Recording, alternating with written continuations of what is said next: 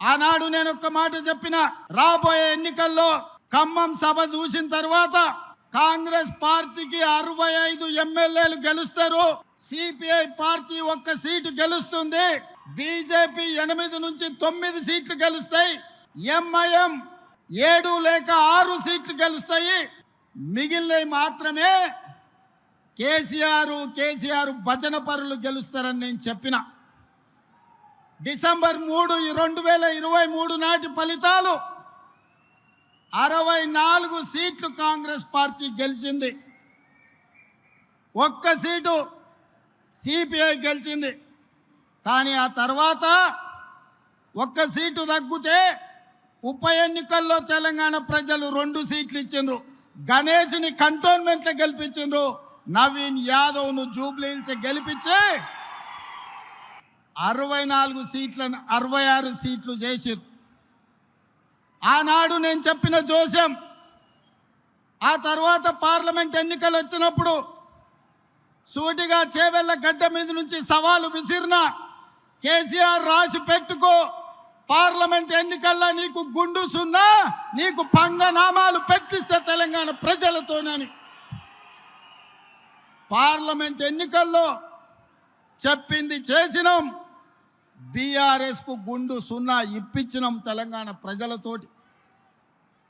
సర్పంచ్ ఎన్నికల్లో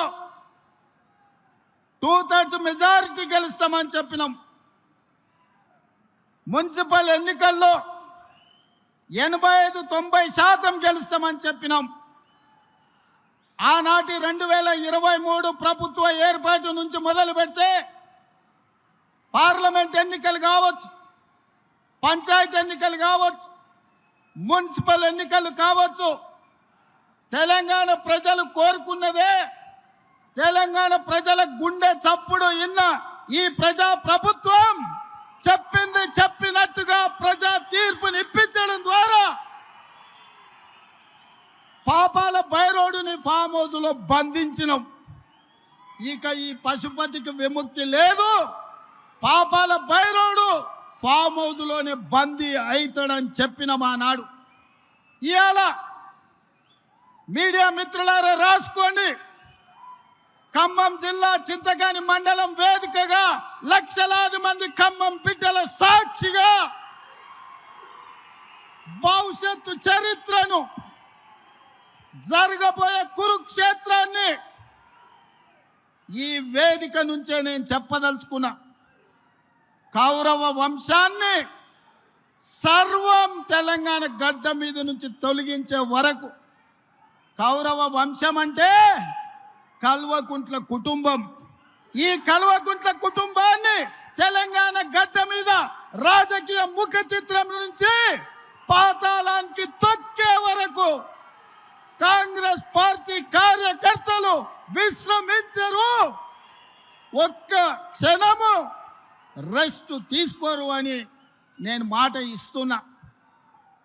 మీడియా మిత్రులారా, ఈనాడు కేంద్రంలో జరుగుతున్న రాజకీయ పరిణామాలు మనం చూస్తున్నాం.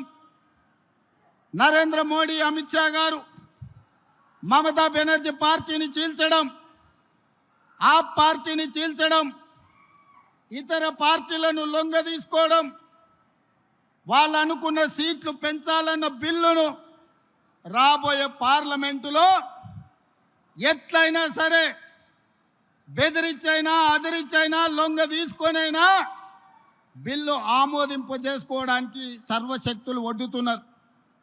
ఈ పాపంలో వాళ్ళు విజయం సాధించడానికి అవకాశం ఉంది.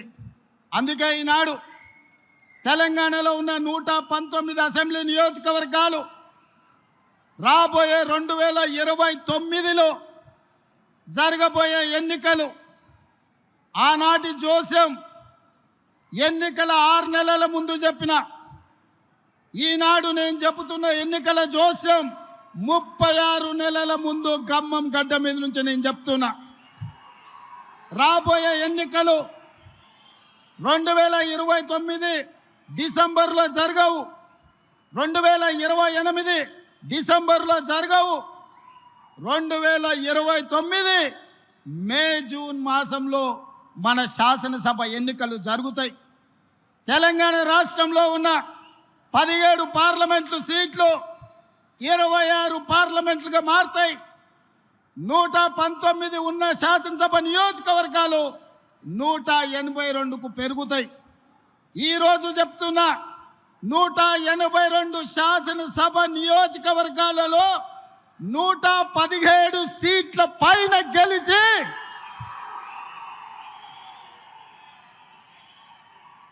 117 మీడియా మిత్రులారా రాసుకో.